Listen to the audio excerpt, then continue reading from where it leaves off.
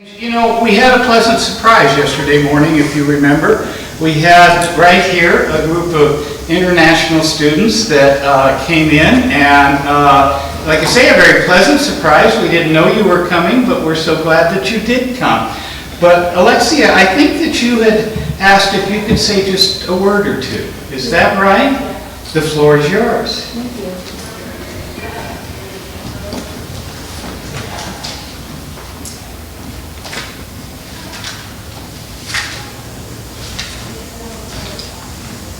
So, first of all, I wanted to say hello, and I just want to say a few words to all of you amazing people that are here.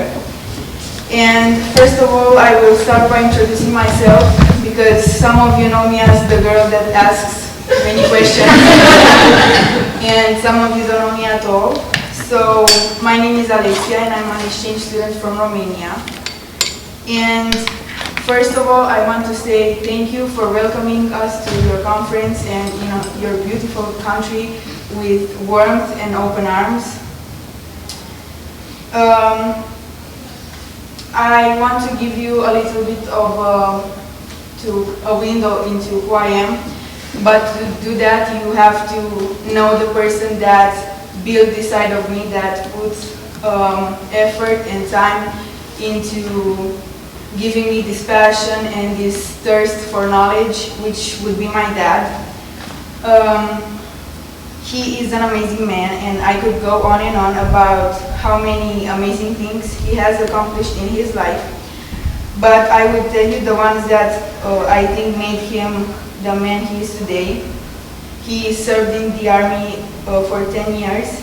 He went to law school, and while doing that, he was a police officer for 18 years. He co-founded the negotiation department and team in Romania for the last 10 years.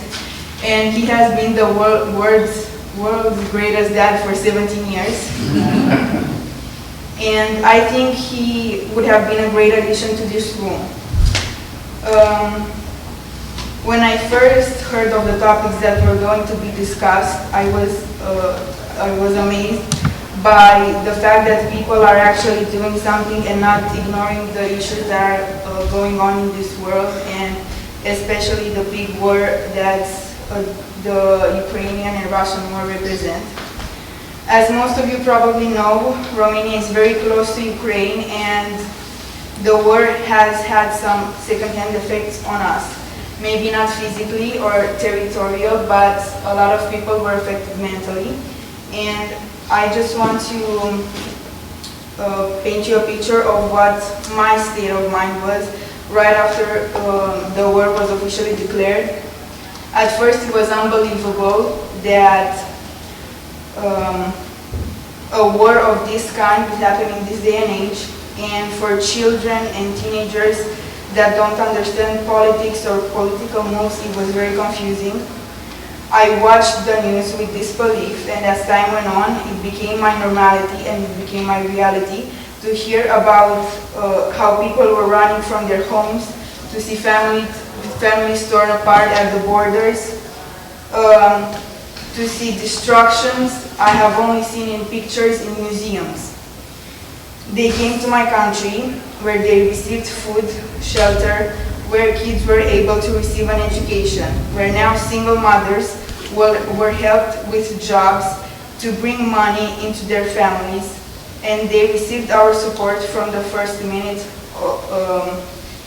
after the war was official. I remember as the Russians were rapidly advancing in Ukraine, my dad was getting our family together to inform us of what action we were going to take if the war crossed over our border, basically an escape plan. An escape plan that would mean I have to leave my dad behind to fight in the war, where I wasn't aware if my mom or grandparents, what would happen to them.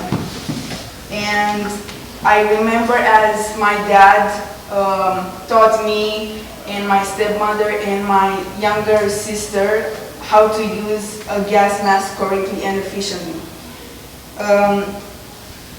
After that day, when I went to school and I processed all of that information. I couldn't handle it, and I broke down in class and I had to excuse myself.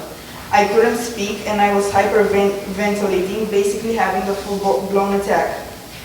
My friends came to comfort me, and these were 16 and 17-year-old kids, and we were comforting each other, but we were all equally as scared.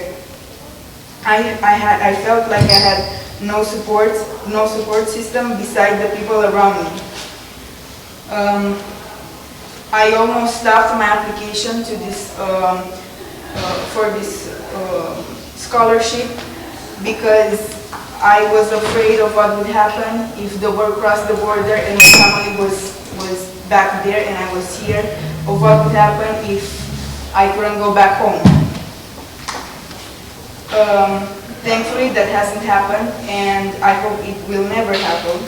Those things I experienced and the things that I felt and what every Ukrainian had to deal and cope with is not normal, and it is not okay. And at some point I lost faith in humanity.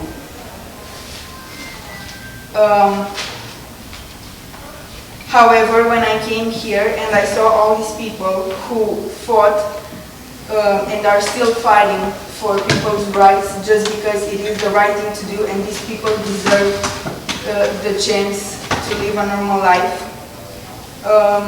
And they weren't seeking anything in exchange. They were doing out of the kindness of their hearts, and because that was the normality for them, it gave me hope to start believing again in humanity.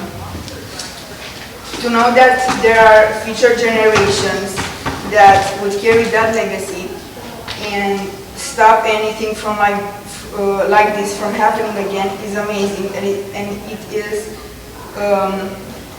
the reason I believe in a better future.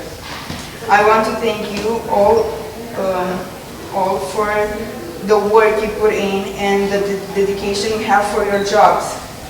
If there are any days when you don't feel like or you don't want to go to work or quit because it is a hard job, think about me, think about all the Ukrainians, and think about all the people that you have been helping and will help in the future, because we appreciate and thank you for everything. Thank you.